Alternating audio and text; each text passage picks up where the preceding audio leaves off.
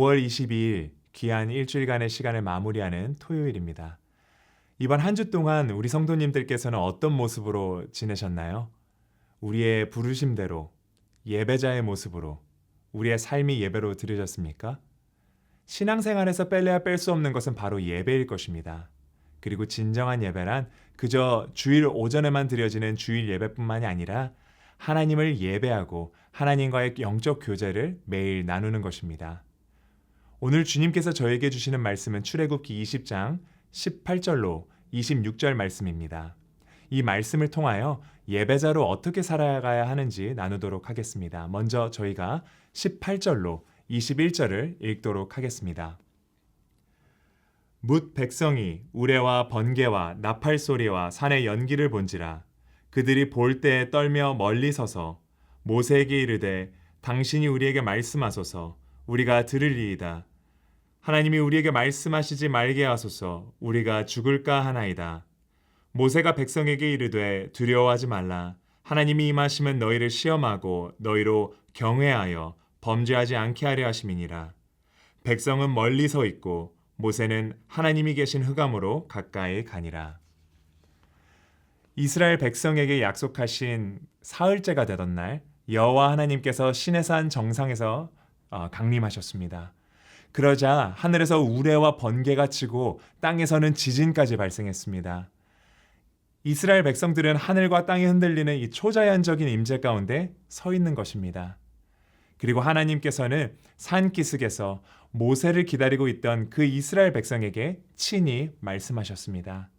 이 모든 모습을 보고 말씀을 들은 이스라엘 백성들은 두려움과 떨림으로 반응합니다. 만약 우리가 하나님 앞에 지금 이 시간 서 있다면 과연 우리는 어떤 모습일지 상상해 보시기 바랍니다. 예배가 만약 하나님의 임재 앞에 서는 것이라면 저를 포함한 이 말씀을 들으시는 모든 분들은 어떤 반응을 보여야 정상일까요? 원래 하나님의 임재 앞에 선다는 것, 그 예배 자리로 나아간다는 것은 두려움을 동반하는 것입니다. 18절을 보니 이스라엘은 하나님의 영광을 나타내는 우레와 번개, 나팔 소리와 산에서 피어오르는 연기를 보았습니다. 이스라엘 백성들이 멀찍이 서서 두려워 벌벌 떨었다고 오늘 본문에 말씀하고 있습니다. 그리고는 모세에게 하나님께서 직접 자신들에게 말씀하시지 않도록 모세가 자신들과 여호와를 중재하는 그 중재자 역할을 해달라고 부탁하는 것을 봅니다. 그들이 죽을 것만 같다고 느꼈기 때문입니다. 또한 모세가 전해주는 그 여호와의 말씀을 자신들이 듣겠다고 말씀하는데 그 듣는다라는 표현을 원어로 보게 되면 순종한다라는 의미입니다. 즉 이스라엘 백성들이 우리에게 말씀만 하시면 그 하나님의 말씀에 순종하겠습니다라고 다짐하는 것입니다. 모세는 하나님께서 이스라엘에게 원하셨던 것은 오직 하나님을 경외함으로 죄를 범하지 않는 것임을 밝히고 있습니다. 또한 20절에서 21절을 보니 그 말씀을 전달하는 사명을 감당하기 위해서 이 하나님의 임재 안으로 바로 흑암으로 나아가는 모세를 봅니다. 이것이 바로 모세가 네 번째로 시내산 정상에 올라간 사건입니다.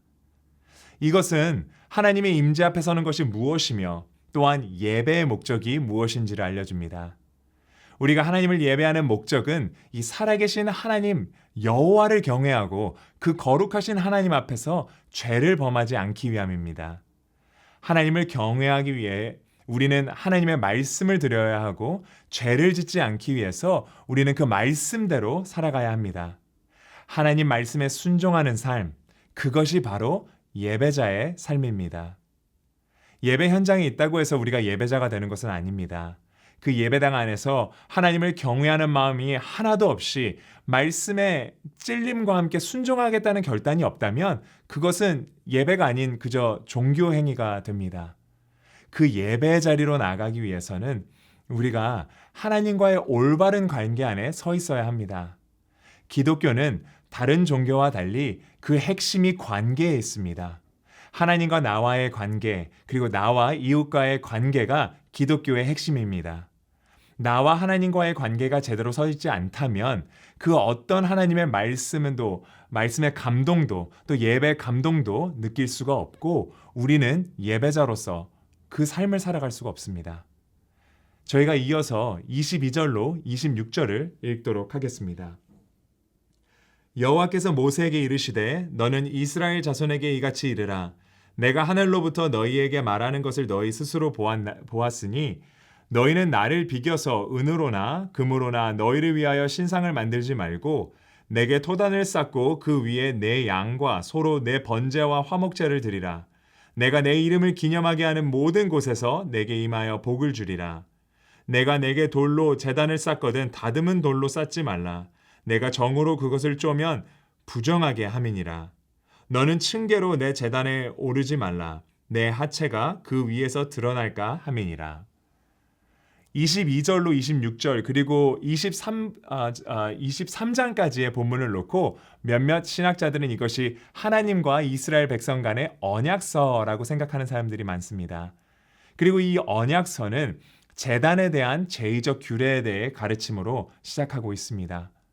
하나님께서는 10계명의 처음 2계명을 리마인드 시켜주십니다. 즉 모든 세상의 것을 창조하신 그 하나님을 예배하고 세상 그 어떤 것과도 비교하거나 동일시하지 말 것이며 또한 우상으로 만들어서는 안 된다라는 규제입니다. 이스라엘 자손들은 제단을 흙으로 쌓아야 했고 돌을 사용할 경우 다듬어지지 않은 그런 돌을 사용했어야 했습니다.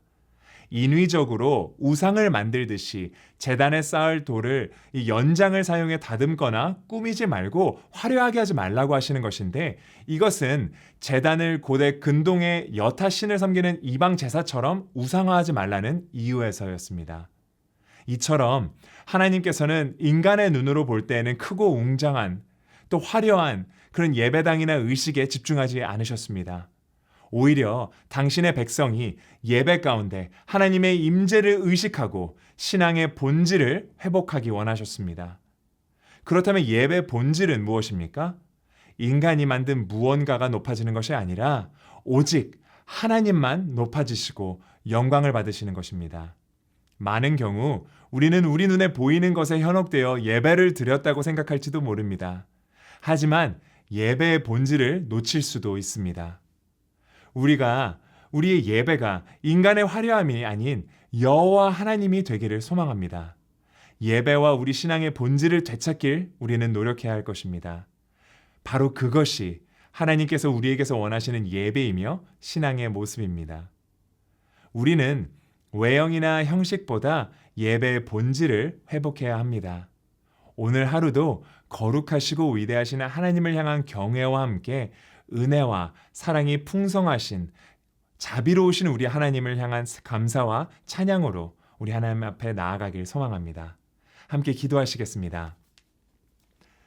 하나님 감사합니다. 주님께서 사랑하시는 모든 성도님들 오늘 예배를 통해 우리 안에 예배가 회복되어지기 원합니다.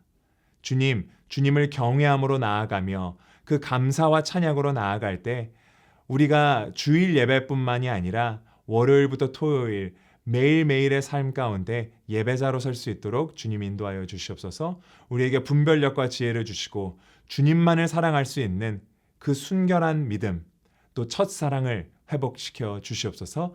감사드리며 예수 그리스도의 이름으로 기도했습니다. 아멘.